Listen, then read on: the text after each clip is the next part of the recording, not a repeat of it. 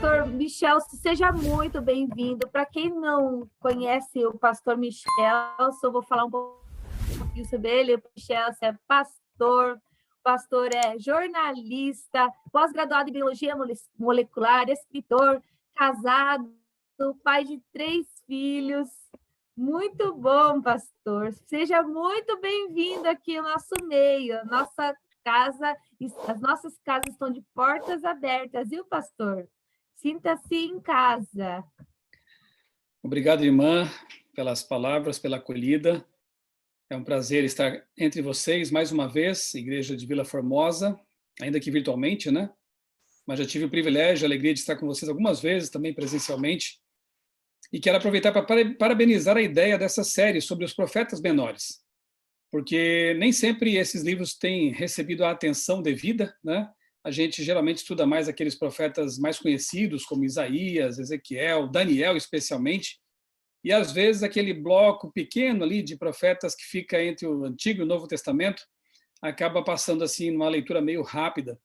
Mas como vocês estão percebendo aí nesses estudos, e ainda perceberão com outros que virão, eles trazem mensagens muito importantes, não só para aquele tempo, porque o profeta tem essa missão de edificar o povo no momento em que ele vive, na cultura em que ele vive, mas como cremos que a Bíblia é a palavra inspirada de Deus, como cremos que esses profetas também foram inspirados por Deus, a mensagem deles atravessa os séculos, e ela nos alcança aqui no século 21. E o profeta Jonas, por exemplo, creio que já estudaram, o livro de Jonas é bastante ilustrativo, bastante interessante. Eu gosto de pensar nas corridas do profeta, quando ele corre. Algumas não são muito boas, né? Quando ele foge de Deus, ele corre de Deus, depois ele corre na direção de Deus, entendendo que a mensagem que ele precisava entregar era importante, e ele corre um momento na frente de Deus, querendo manipular a vontade de Deus, querendo ditar a forma como Deus deveria agir, e finalmente ele se alinha com a vontade dele. O profeta Abacuque também tem uma mensagem muito importante, muito interessante, aquele profeta que não deixa de perceber as aflições do mundo, as dificuldades, as injustiças. Ele clama a Deus por uma solução, mas em lugar de se revoltar com Deus, ele, como diz o relato, né, do profeta Abacuque, ele sobe na torre de vigia e aguarda ali para ver a resposta de Deus. Então nós vivemos assim um profeta que não deixa de se indignar com o que é errado, porém ele também aguarda aquilo que Deus pode e faz de fato pelo povo, pelo mundo. E o profeta que me coube, Naum, também tem uma mensagem bastante interessante, são apenas 3 capítulos, um livro pequeno, por isso mesmo eles são chamados de profetas menores, né? Talvez as crianças possam pensar, será que eles eram baixinhos, né? Na verdade é porque o livro deles, aquilo que eles escreveram realmente é bem pequeno comparado com os profetas maiores, que é o caso de Isaías, Jeremias, Ezequiel, Daniel. Então, por isso chamados então de profetas menores, mas a mensagem é tão importante quanto as dos demais, porque, como eu disse, ela é igualmente inspirada por Deus, pelo Espírito Santo. Se você tem sua Bíblia aí perto, ou no seu celular, ou no seu dispositivo eletrônico, né? O importante é que nós leiamos o texto juntos. Eu quero convidá-los a ler comigo o livro de Naum. Caso fique difícil localizá-lo aí, ele fica entre Miqueias e Abacuque. Ajudou? Entre Miqueias e Abacuque. Naum, a palavra, o nome, né, Naum, traduzido do hebraico, quer dizer consolado. Interessante, porque, na verdade, nós veremos aqui que o livro trata de um momento muito complicado da história, de uma intervenção divina drástica, direta, porque foi necessário realmente, sempre é. E Naum ter esse nome de consolado, para mim, já diz muita coisa. Porque mesmo em meio a um mundo que afunda, em um mundo em convulsão, nós somos consolados com a promessa, com as promessas de Deus, nós somos consolados com a mensagem de Deus, a mensagem profética. Aliás, falando em profecia, os estudiosos localizam o livro de Naum entre 663 a.C. e 612, quando houve aí a destruição da cidade de Nínive, que é o assunto principal aqui do livro de Naum, a destruição da capital assíria, na época, Nínive.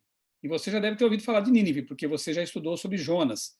Eu vou, daqui a pouquinho, mostrar aqui os paralelos que há.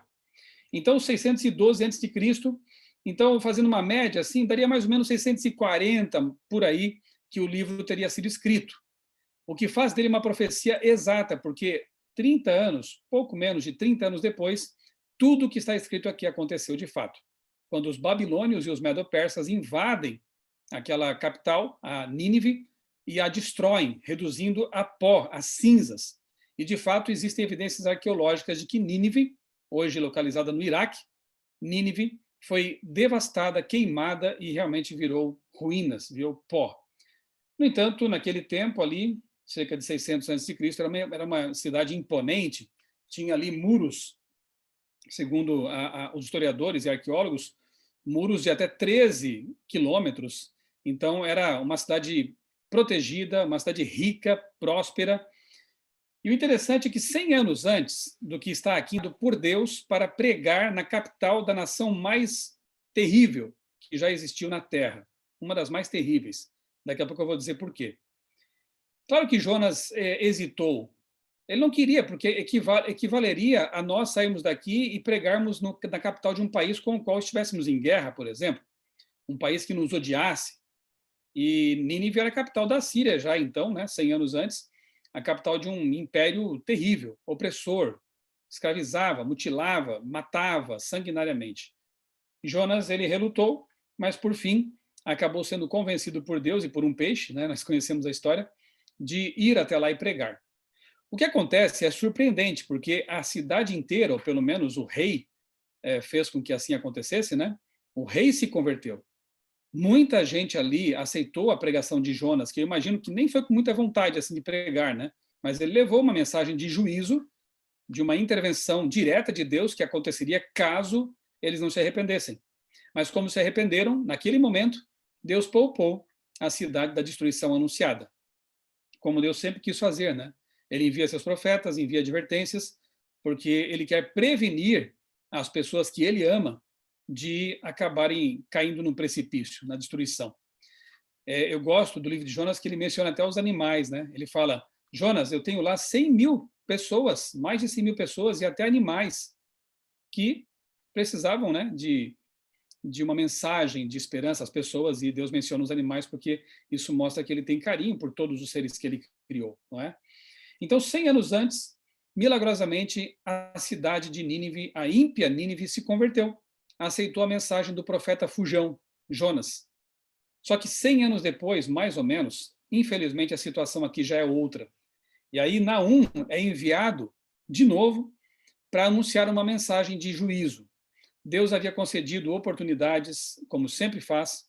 Deus havia dado tempo para que eles realmente continuassem no caminho correto do arrependimento, da conversão, da santificação, mas lamentavelmente, passada aí uma geração, Nínive estava de novo numa situação de corrupção moral, corrupção total, de impiedade, de violência.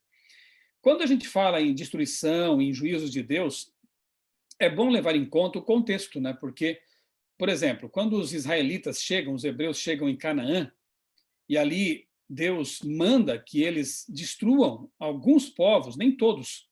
Alguns Deus mandou poupar, outros mandou que fossem destruídos. A gente pode pensar, mas que crueldade, que coisa difícil, que dureza, né? Mas, só para vocês terem uma ideia de alguns cultos idolátricos, né? Muitos desses cultos pagãos que eram praticados ali, em outras civilizações também, em outros povos aqui antigos, envolviam depravação sexual, eram os prostitutos e prostitutas cultuais, envolviam até sacrifícios humanos, como é o caso do deus Moloque, um deus que era de metal, oco, eles acendiam fogo dentro dele, os braços ficavam incandescentes e colocavam bebezinhos ali nos braços daqueles deuses de metal falsos, né, para serem queimados vivos, como oferenda. Eram povos violentos, povos depravados, e como se faz com um câncer, por exemplo, ele deve ser extirpado para que todo o corpo, todo o corpo não acabe sofrendo com isso, né? Alguns povos desses acabaram tendo que ser extirpados por Deus. Não nos esqueçamos também do que aconteceu em Sodoma e Gomorra, e mesmo com o dilúvio. Deus só intervém dessas formas quando não há mais remédio realmente, não há mais o que se fazer. Do contrário, toda a humanidade poderia ter se extinguido pela maldade. Como é dito lá em Gênesis, todo pensamento, toda atitude daquelas pessoas antes do dilúvio era para o mal, voltado para o mal. Então, realmente foi necessária uma intervenção. E aqui no livro de Naum, no livrinho de Naum, nós vemos um Deus que ama, mas também que não passa a mão na cabeça do pecador quando ele se agarra ao pecado e não quer saber de largar o pecado. Um Deus que quer perdoar, quer salvar, vimos isso em Nínive, 100 anos antes, mas um Deus também que não pode tolerar a maldade por muito tempo. Há um limite para o mal. Eu quero que você perceba que, na verdade, há paralelos muito claros com o nosso mundo hoje. Na verdade, como diz o apóstolo Paulo, tudo que foi escrito no passado foi escrito para o nosso ensino, para nosso exemplo. Então, é preciso ler o Antigo Testamento e também o Novo Testamento com essas lentes de que aquilo ali está registrado, Deus o quis, para o nosso exemplo, para que nós possamos perceber também o perigo. Nós vemos graça e justiça em toda a Bíblia. Por exemplo, quando os hebreus vão destruir Jericó, havia lá uma prostituta que tinha, de alguma forma, ouvido falar do Deus de Israel, conhecia alguma coisa sobre esse Deus de Israel e pediu que o povo a aceitasse. E ela foi aceita entre o povo. Na verdade, Raabe foi colocada na posição de antecedente, ou ascendente, né, de Jesus. Ela foi colocada na linhagem do Messias. Olha que bonito, isso é uma ideia, isso mostra como, na verdade, Deus é inclusivo, levando em consideração aqueles que se arrependem e têm o desejo de fazer parte do povo de Deus. Raabe é um caso muito claro. Nínive é um caso muito claro. E no Novo Testamento vemos Jesus perdoando, salvando, mas também vemos Ananias e Safira lá em Atos, querendo enganar a Deus e assim corromper a igreja, e eles acabam morrendo também por isso.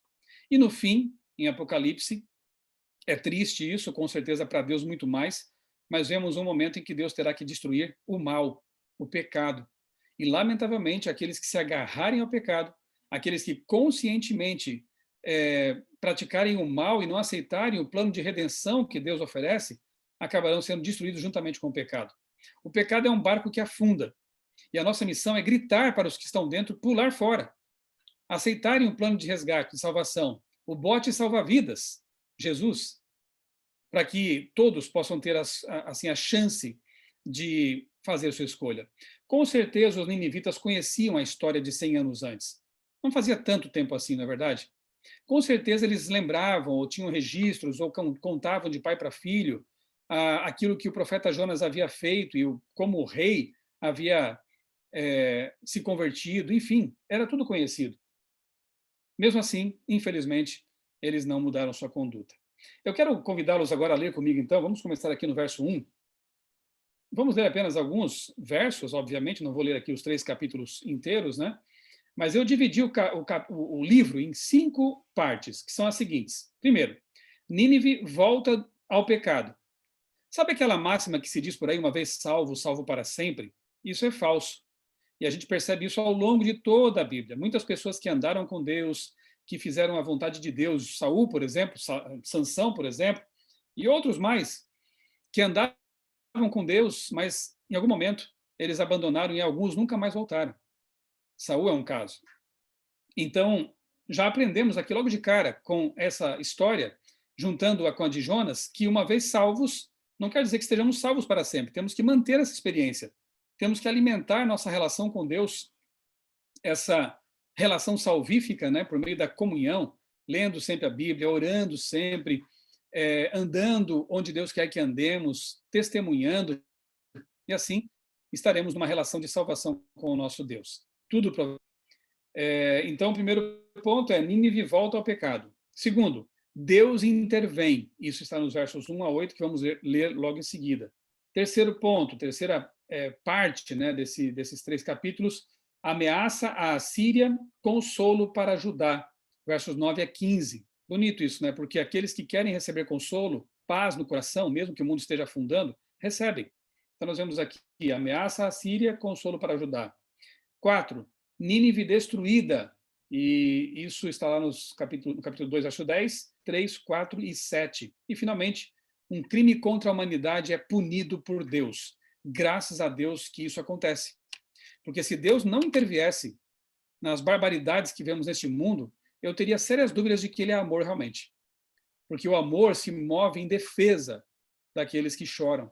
O amor se move para defender aqueles que são menos favorecidos, os que sofrem.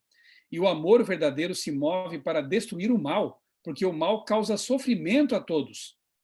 Esse Deus que se ira contra o mal, esse Deus que realiza seus juízos contra a maldade, é o mesmo Deus que no Novo Testamento pegou crianças no colo. É o mesmo Deus que expulsou vendedores corruptos do templo. É o mesmo Deus. Ele não é um Deus distante, impassível, que fecha os olhos, que ignora. Não, ele se envolve. E, finalmente, ele vai aniquilar toda a maldade neste planeta. Vamos ler aqui, então, capítulo 1, versos 1 a 8. Sentença contra Nínive, como eu disse, capital da Assíria. Livro da visão de Naum, da cidade de Elcos. Temos poucas informações sobre Naum, basicamente que ele era dessa cidade, Elcos. O Senhor é Deus zeloso e vingador. O Senhor é vingador e cheio de ira. O Senhor toma vingança contra os seus adversários e reserva indignação para os seus inimigos. O Senhor é tardio em irar-se, mas grande em poder e jamais inocente o culpado. Que verso precioso, não acha? O Senhor é tardio em irar-se. Ele retarda. Para os cananeus, cananitas ali, ele concedeu 400 anos de tempo, de misericórdia, de prazo. E já está concedendo a este mundo corrompido milênios, cerca de 6.000 anos. E dando chances, oportunidades. O Senhor é tardio em irar-se, mas é grande em poder. E jamais inocente o culpado. Ele age. Ele vai fazer aquilo que tem que ser feito. Isaías chama isso de obra estranha, né? Porque Deus destruir a vida que ele mesmo criou é uma obra estranha para Deus. É uma obra que com certeza vai doer o coração dele. Mas, infelizmente, uma necessidade. O Senhor tem o seu caminho na tormenta e na tempestade. Aqui não narra o poder de Deus. As nuvens são a poeira dos seus pés. Repreende o mar e ele seca. Faz com que todos os rios fiquem secos. Bazã e o Carmelo desfalecem, e as flores do Líbano murcham. Os montes tremem diante dele, e as colinas se derretem. A terra se levanta diante dele, sim, o mundo e todos os seus moradores. Quem pode suportar a sua indignação? E quem subsistirá diante do furor da sua ira? A sua cólera se derrama como fogo, e as rochas são por ele demolidas. Verso 7. O Senhor é bom, é fortaleza no dia da angústia, e conhece os que nele se refugiam, mas com inundação transbordante acabará de uma vez com o lugar dessa cidade, com trevas, o Senhor perseguirá os seus inimigos. Então você percebe aqui que ele está anunciando a destruição da ímpia cidade de Nínive. Depois, no verso 9, começa já aquele bloco que é a ameaça à Síria e o consolo para Judá. Eu vou ler até o verso 15. Diz assim: o que é que vocês estão planejando contra o Senhor? Ele mesmo os consumirá completamente. A angústia não se levantará duas vezes. Isso aqui é uma promessa maravilhosa. Porque o texto diz que o mal, a angústia, o que é ruim, não se levantará pela segunda vez. Na verdade, nós vemos aqui mais alguns vislumbres do que a Bíblia traz, e nós chamamos de aniquilacionismo, ou seja, não haverá mais maldade no universo. O mal será aniquilado. Pecado e pecadores não mais existirão. E aqui diz que realmente, né, eles serão consumidos completamente. Não há um inferno onde as pessoas estejam queimando e queimarão por toda a eternidade. Isso é uma ideia pagã, antibíblica e satânica, porque ela até atenta contra o caráter de Deus. A Bíblia fala de que as pessoas que não querem vida, não terão vida. Deus é a fonte da vida. E não mais existirão. Não haverá mais sofrimento, não haverá mais angústia, nem por parte delas, e muito menos por parte daqueles que que foram salvos e viverão para sempre. Porque, do contrário, seria muito horrível viver na nova terra, sabendo que em algum local abaixo da terra estariam ali pessoas que talvez já tenham convivido conosco, que não se salvaram e se perderam e escolheram o caminho da perdição, queimando para sempre. Essa ideia de um inferno eterno tirou muitas pessoas do caminho da verdade. Afastou muitas pessoas de Deus durante muitos anos. Deus é justo e vai punir de forma justa. Bem, o verso 10 diz: porque ainda que eles se entrelacem como os espinhos e se saturem de vinho como bêbados, serão inteiramente consumidos como a palha seca. De você, Nínive, saiu o que planeja o mal contra o Senhor, alguém que aconselha a maldade. Assim diz o Senhor: por mais seguros que estejam e por mais numerosos que eles sejam, ainda assim serão exterminados e passarão. passarão. Acabou. Nínive agora realmente é um monte de pó, não existe mais. E, de fato, a profecia se cumpriu. Meu povo, embora eu tenha afligido, não afligirei mais. Promessas para aqueles que são fiéis. Veja, meu povo, embora eu tenha afligido, não afligirei mais. Quebrarei o jugo deles, que pesa sobre você, e romperei os laços que os prendem. Liberdade, salvação. Porém, contra você, Assíria, o Senhor deu ordem, para que não haja posteridade que leve o seu nome. Do templo dos seus deuses exterminarei as imagens de escultura e de fundição. Farei a sua sepultura, porque você é desprezível. Eis sobre os montes os pés dos que anunciam boas novas, dos que anunciam a paz. Celebre as suas festas, ó Judá. Cumpra os seus votos, porque o ímpio não mais passará por você. Ele foi inteiramente exterminado. Bonito esse texto, né? Eis sobre os montes os pés dos que anunciam boas novas, do que anuncia a paz. Então, realmente é uma obra importante pregar a respeito da salvação em Cristo, de que ele vai voltar, de que mais uma vez os juízos de Deus cairão sobre o mundo, mas há um escape, há um plano de salvação para as pessoas. Bem, o quarto ponto, então, é Nínive é destruída. A promessa feita cerca de 30 anos antes pelo profeta acabou se cumprindo. E no verso 1 do capítulo 2 já lemos assim: o destruidor avança contra você, Nínive. Quem destruiu Nínive? Quem foi esse destruidor? Deus usou, como é frequente na história antiga, né, os medos e os babilônios. Nabopolassar foi o rei babilônio, e juntamente com os medos, eles invadem então a Síria e a destroem. E a destruição foi tão terrível porque, na verdade, os povos odiavam os assírios, porque eles eram realmente um povo terrível. Eu já vou daqui a pouquinho descrever algumas dessas crueldades para vocês.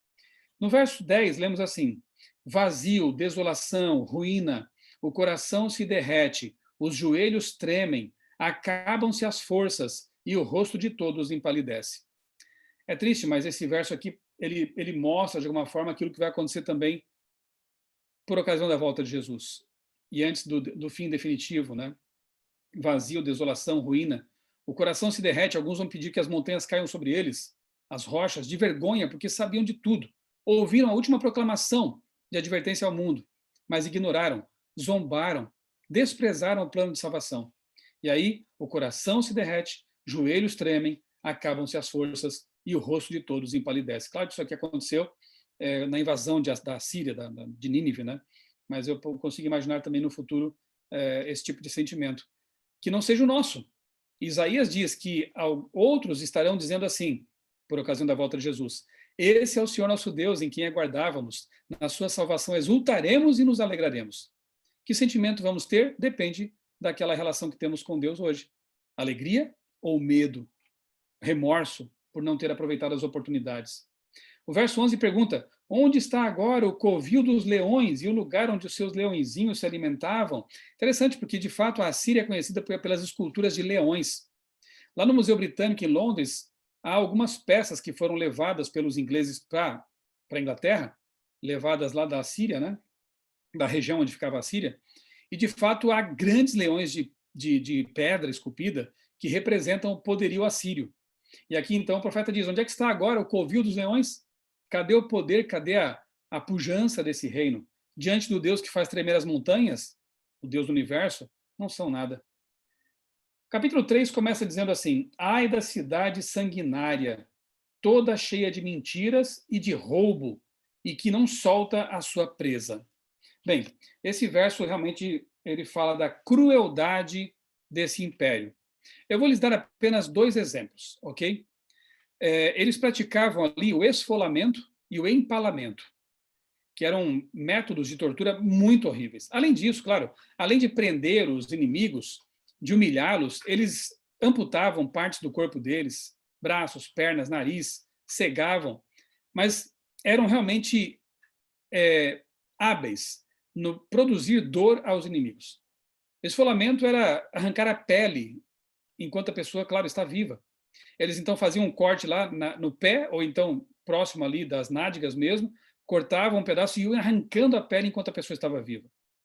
E dizem até que alguns que jogavam sal sobre a pele ali, sobre o corpo, as carnes exibidas, né? Não mais protegidas pela pele. E o pior é que uma pessoa sendo torturada desse jeito podia durar vários dias ali amarrada com sua pele arrancada. Então, realmente era algo medonho, né? E o empalamento, eles praticavam contra crianças, contra mulheres, contra homens, enfim. Era o ato de colocar uma pessoa assentada sobre uma lança afiada, essa lança entrava pelo ânus ou pela vagina e ia atravessando o corpo da pessoa, saindo lá no ombro, na boca mesmo, na garganta, e também era um tipo de tortura que podia levar alguns dias. A pessoa ficava agonizando ali. É difícil até imaginar um tipo de coisa como essa, na é verdade.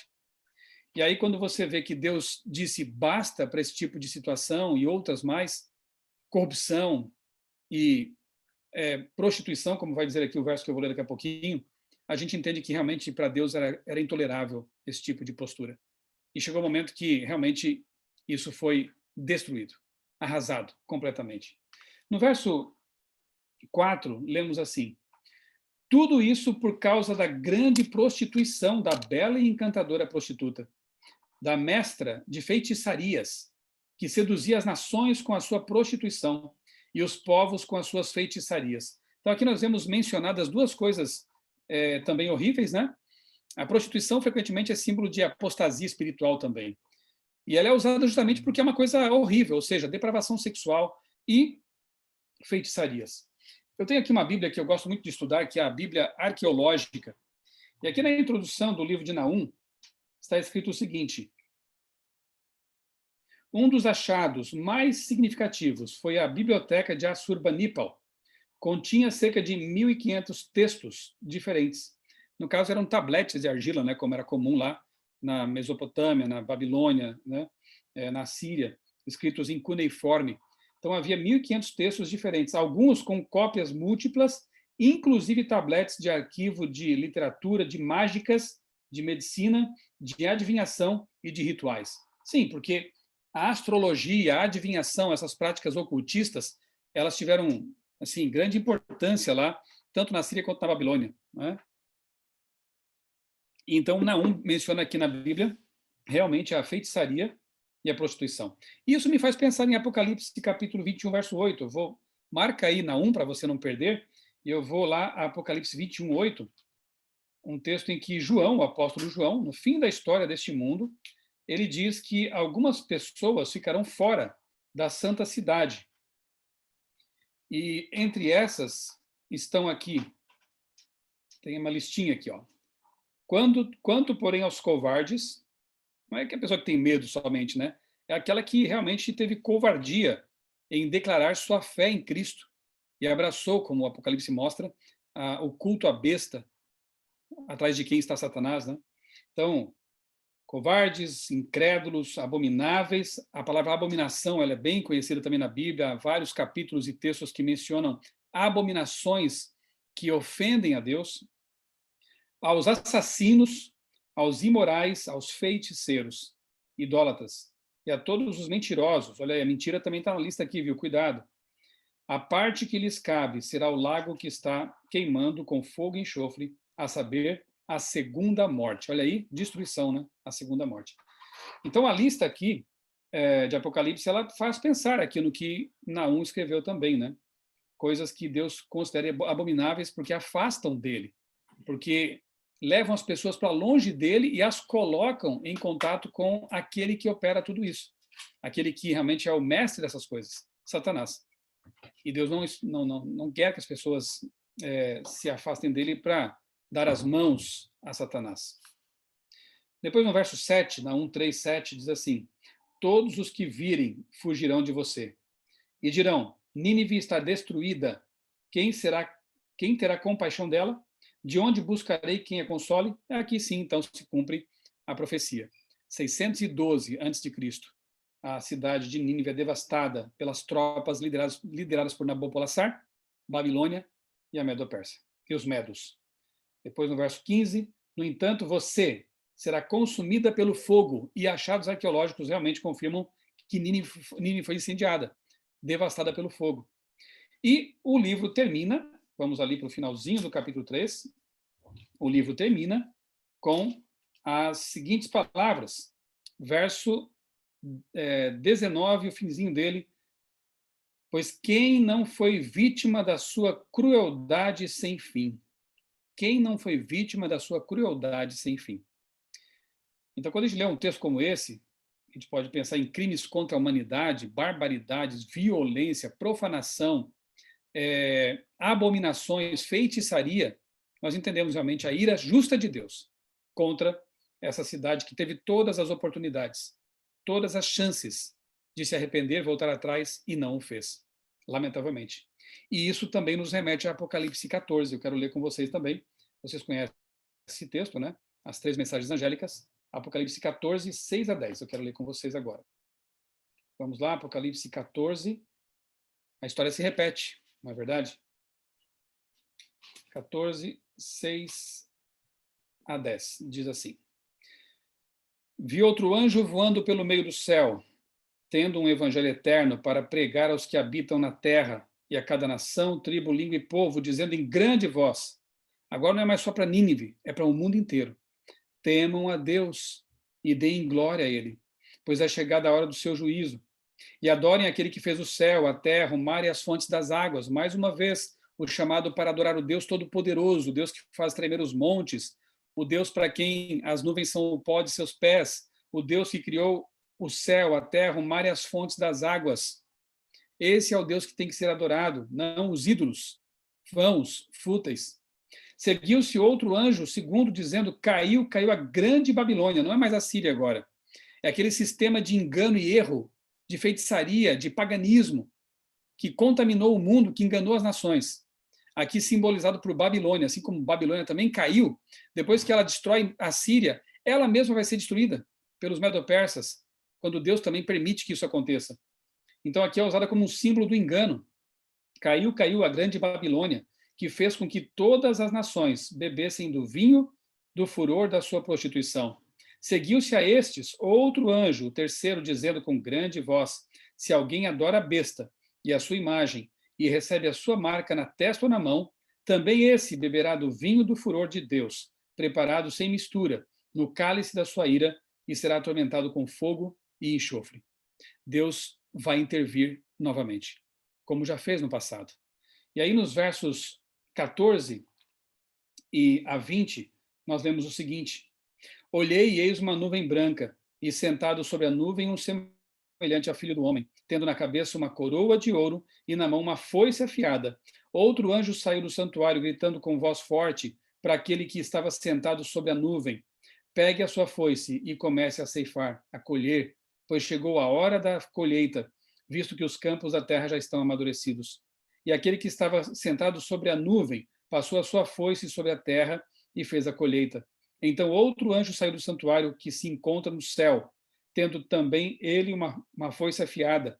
Ainda outro anjo saiu do altar, o anjo que tem autoridade sobre o fogo, e clamou com voz forte ao que tinha a foice afiada, dizendo: pegue a sua foice afiada e ajunte os cachos da videira da terra, porque as suas uvas estão maduras.